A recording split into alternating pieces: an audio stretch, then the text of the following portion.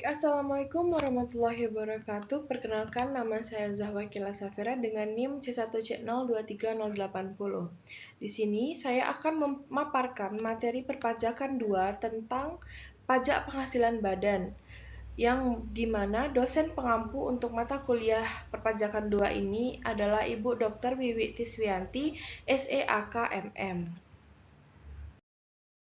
Adapun pokok pembahasan yang akan saya bahas pada materi kali ini yaitu yang pertama ada pengertian PPh untuk badan, yang kedua ada subjek PPh badan, yang ketiga ada objek PPh untuk badan, yang keempat norma dan pembukuan PPh badan, dan yang terakhir ada tarif PPh badan. Baik, yang pertama ada pengertian PPh badan.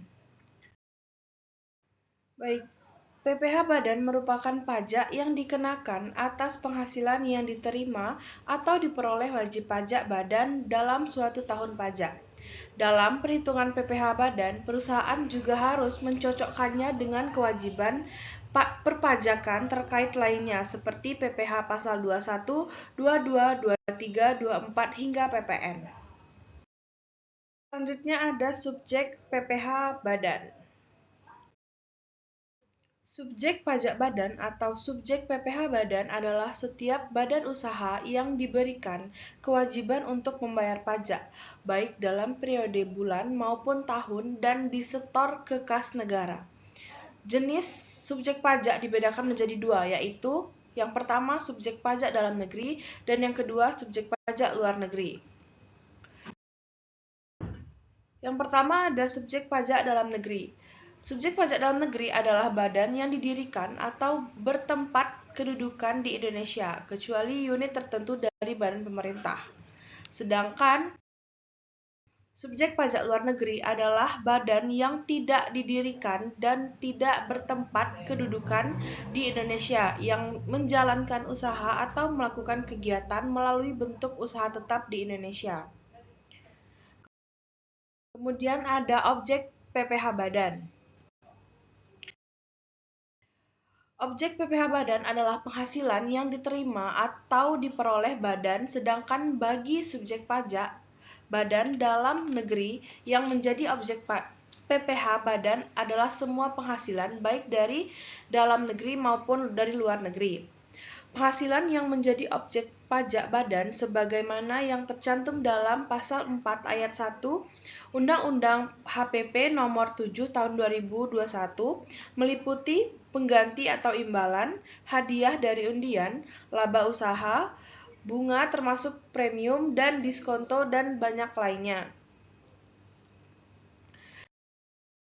Kemudian kita masuk materi yang keempat, yaitu norma dan pembukuan PPh badan. Bagi wajib pajak orang pribadi maupun badan yang tidak dapat melakukan pembukuan karena kriteria omset bruto masih kurang dari 4,8 miliar setahun, dapat menyelenggarakan pencatatan dan diperbolehkan menggunakan metode NPPN atau norma perhitungan penghasilan neto untuk menghitung kewajiban pajaknya. Jadi, metode NPPN ini bertujuan untuk memudahkan menghitung penghasilan neto bagi wajib pajak tertentu yang tidak dapat dihitung berdasarkan metode perhitungan lainnya guna memperoleh PPh terutangnya. Syarat boleh menggunakan NPPN. Yang pertama itu penghasilan bruto setahun di bawah 4,8 miliar. Yang kedua, wajib menyelenggarakan pencatatan. Yang ketiga, penghasilan yang diperolehnya tidak dikenakan PPh final. Dan yang keempat adalah harus memberitahukan kepada DJP paling lama 3 bulan sejak awal tahun pajak yang bersangkutan untuk menggunakan NPPN. Nah, WP badan atau WPOP yang melakukan kegiatan usaha atau pekerjaan bebas dilakukan pemeriksaan sebagaimana diatur dalam Undang-Undang KUP. Ternyata wajib pajak orang pribadi atau badan tersebut tidak sepenuhnya menyelenggarakan pembukuan. Daftar persentase norma perhitungan penghasilan neto untuk wajib pajak badan yang tidak atau tidak sepenuhnya menyelenggarakan pembukuan atau tidak bersedia memperlihatkan pembukuan atau bukti-bukti pendukungnya. Nah, kemudian ada pembukuan PPh badan. Pembukuan adalah suatu proses pencatatan yang dilakukan secara teratur untuk mengumpulkan data dan informasi keuangan yang meliputi harta, kewajiban, modal, penghasilan dan biaya, serta jumlah harga perolehan dan penyerahan barang atau jasa, yang ditutup dengan menyusun laporan keuangan berupa neraca, dan laporan laba rugi untuk periode tahun pajak tersebut. Yang wajib menyelenggarakan pembukuan di sini ada dua, yaitu yang pertama wajib pajak atau WP badan, yang kedua wajib pajak orang pribadi yang melakukan kegiatan usaha atau pekerjaan bebas, kecuali wajib pajak orang pribadi yang peredaran brutonya dalam 1 tahun kurang dari 4,8 miliar. Nah, tujuan penyelenggarakan pembukuan ini sendiri adalah untuk mempermudah yang pertama, pengisian SPT, perhitungan penghasilan kena pajak, perhitungan PPN dan PPNBM. Yang keempat, ada penyelenggara pembukuan juga untuk mengetahui posisi keuangan dan hasil kegiatan usaha atau pekerjaan bebas. Kemudian yang terakhir, materi terakhir adalah tarif PPh badan. Tarif PPh badan. Sebelumnya, tarif umum pajak penghasilan badan sebesar 28% dari penghasilan kena pajak, yang kemudian diturunkan menjadi 25% mulai dari 2010, sesuai pasal 17 ayat 2A Undang-Undang PPh nomor 38/2008, kemudian melalui Undang-Undang nomor 2 tahun 2020 pasal 5 ayat 1, tarif PPh badan diturunkan menjadi 22 yang berlaku mulai tahun pajak 2020 dan 2021.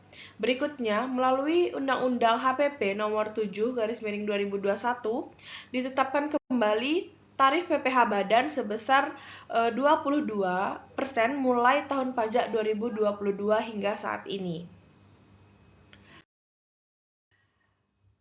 Baiklah, itu tadi materi yang dapat saya sampaikan. Kemudian ada kesimpulan dari materi yang telah saya sampaikan tadi, yaitu PPh badan adalah penghasilan yang diterima atas penghasilan dalam 1 tahun pajak yang diberikan kewajiban untuk membayar pajak.